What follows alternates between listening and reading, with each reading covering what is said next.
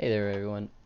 I just got done with a crazy streak in the Mana Traders League. I did not record it, but I wanted to show you the survivability that this deck, Enchantress, has. Here's the list right up front, just so you can see it. But I'm going to show you a single game I played at the end against, is it Murktide? It's one of those Murktide, DRC, and Ragavan decks. Um, but yeah, so this is the list I was running. This is the third game to complete a 5-0 streak in the Mana Traders preliminary stuff.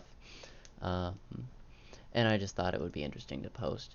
Um, we are going to be zipping through it a little bit because it's a long game here. Um, so forgive me if I don't explain everything. And I do know there are some sequencing issues I have later in the game, so yeah, let's get into it. So starts off pretty as expected. This is game 3, by the way, against this person. We'll get into the deeper things here.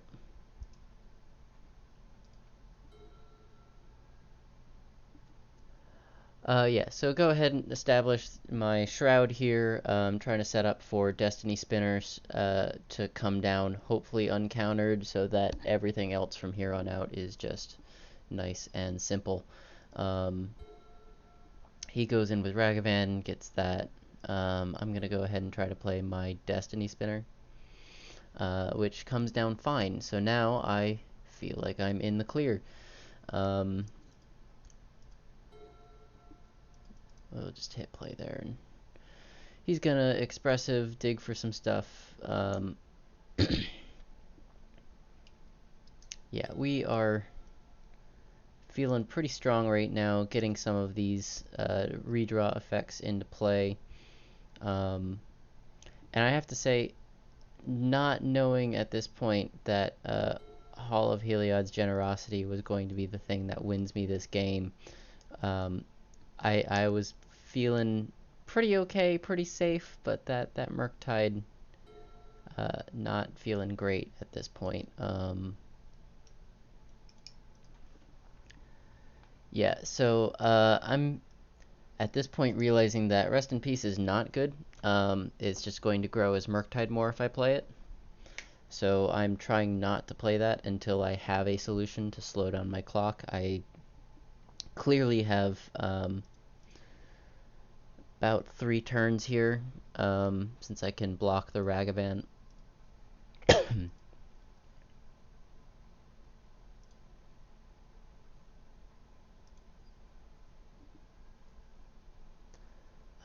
Yeah, so he's going to come in, deal a decent amount of damage to me. I'm feeling not in a great spot at this point, and the second Murktide comes down. Managed to draw into the Solitary, which is just lucky, and then on top of that find another Sterling Grove, which finds me more Sterling Groves. This no longer scares me. At this point, I'm just like, alright, excellent. We are in the clear at this point, and I just have to find a decent win con that can get around a 9/9. At the moment, I'm only making 7/7 land creatures, so we're just going to go ahead and try to get some more enchantments into play.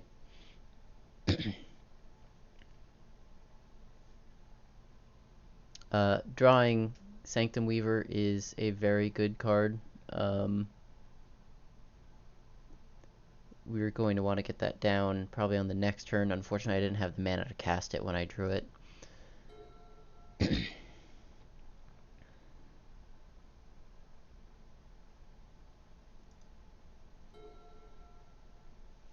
So definitely getting the Sanctum Weaver down here. Gonna swing in, put him to 3 here after stealing his Murktide with On Thin Ice. This was pretty bad. Yeah, he managed to blow me out there with engineered explosives. Took pretty much everything I had. Luckily, we still have the Enchantress effects and Solitary on the battlefield, So we're not too much up Schitt's Creek, but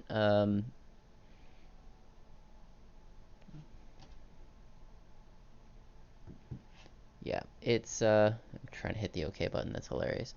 Yeah, so we're in a decent spot. I'm gonna try to get this sphere of safety down, just to make sure that he can't bounce my solitary, which he just did right there. He just bounced it. Luckily, sphere of safety is giving me 1, 2, 3, 4, 5, 6 mana of protection here, so he's not going to be able to swing in without paying 6 for each creature.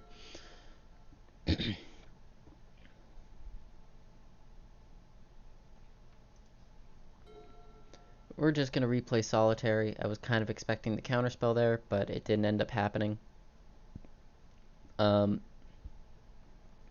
At this point, I've looked at my deck and realized that there is only one Destiny Spinner left in that, and that is my only win con at this point. So I start digging for it, knowing that Solitary is going to prevent me from drawing out of my deck. And this is where I'm just going to hit play because this is going to take a little while. So no lie here, Hall of Heliod's Generosity wins me this game. I've not encountered a situation like this before, but it really does just kind of win me the game here. I am at a high risk of drawing myself out of these cards, and he, because he also only has 27 cards left in his deck, is quite well set up to counterspell pretty much everything I try to put down. Yeah, so my only win con is sorry, I'm blanking on the name all of a sudden.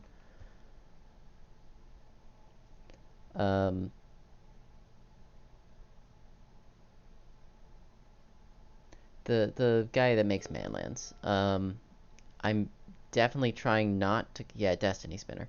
I'm definitely trying not to cast Sithis, except as a screen and a draw spell here. I think, cool, I'm in the clear. We'll cast Destiny Spinner now, draw myself to 0 cards in my deck, and that's going to get countered immediately, unfortunately.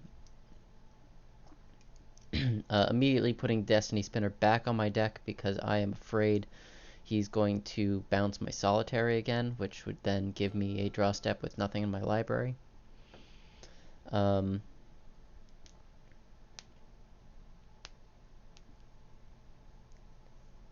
We're just going to start discarding anything that would potentially draw us a card if it's played, and put more cards on top of our library here. This will draw me into the Destiny Spinner, leaving me with nothing. A little risky, but I needed to get the Destiny Spinner into my hand. Cannot play it right now or I'll draw myself out of the game. So now we're on a slow play to put more cards on top of our library with Hall of Heliod, so that I can play a Destiny Spinner, animate lands, and finish the game. We're going to get through these turns rather quickly because they're rather repetitive and not a whole lot happens during them. Discarding things that don't truly matter. Putting things back on top. He is the Snapcaster for Counterspell. Super unfortunate here. We're going to go back into kind of a holding pattern where Hall of Heliod's Generosity is going to keep putting stuff back on top of our library. He is...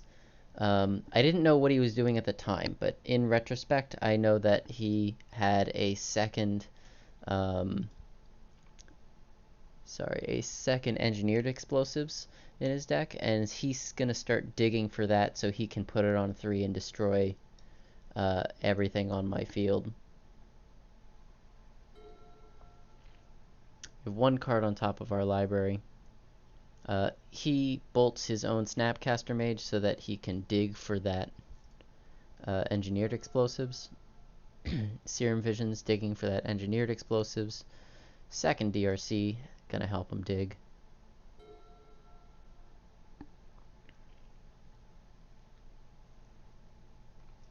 I've got 2 cards on top of my library here, planning to insulate myself. This is one of the sequencing mistakes I made because I kept forgetting that Heliod puts it on top, not on bottom, which means that anything I play here is going to not actually draw me my Destiny Spinner here.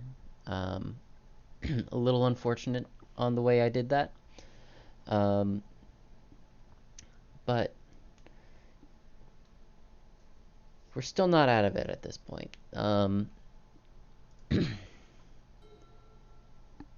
also really watching the clock here. He finds his engineered explosives, puts it down on 3. We're going to start stacking stuff on top of our library again.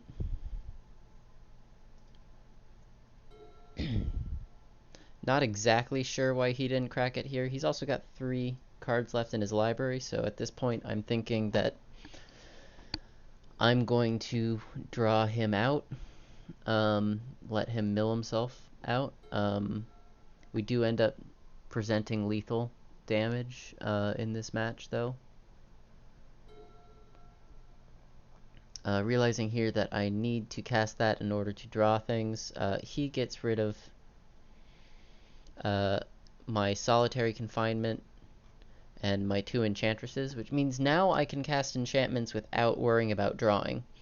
This is a big mistake on my opponent's part. The thing that was keeping me locked was actually my own Enchantress effects,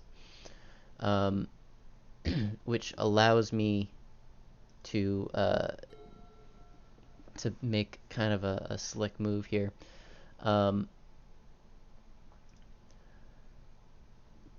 So Mana Bloom's going to return itself to my hand. Don't have to worry about solitary anymore. Sphere of Safety still keeping him from attacking me. He is going to... Sorry, they are. I should be saying they. They are going to try to respond here in order to mill me out on my draw. Unfortunately, I guess he didn't quite understand how Hall... Sorry, I guess they didn't really quite understand how Hall works. So he thought scour, they thought scour me. Jesus, I really need to work on that. Mill 2 of my cards into my graveyard.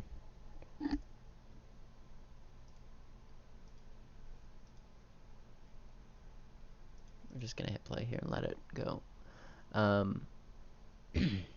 Put a card back on top of my library, draw it. 0 cards in both of our libraries. He before on his draw step here, Aether Gusts one of his own creatures onto his library so he doesn't lose on draw.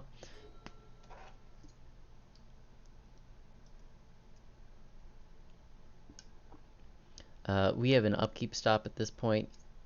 Not exactly sure why he's casting that. Upkeep stop allows us to haul to put a card on top of our library. We go with Destiny Spinner. We're going to see if he's got a counterspell. He doesn't. Tap for 11.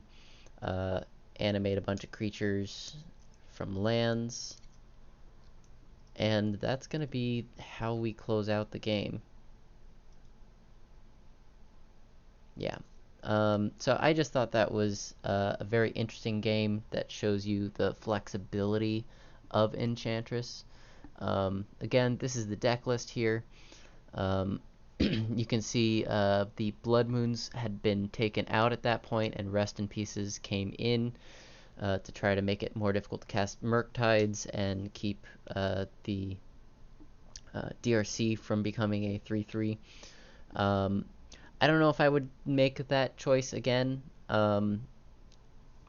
I believe I also brought in Sphere of Safety, so what I took out was 2 Blood Moons, and Emrakul brought in 2 Rest in Peace and a Sphere of Safety. Sphere of Safety did work there. Arguably won us the game in combination with Hall of Heliod's Generosity being able to restack our library so we didn't draw out. If you enjoyed that game and that playline, please like and subscribe to my channel. I'm going to hopefully be putting more stuff out in the future, be it Through the Breach, uh, Red Prison, Bogles, or Enchantress. Those are the main 4 decks I play. So yeah, thanks so much for watching. Bye.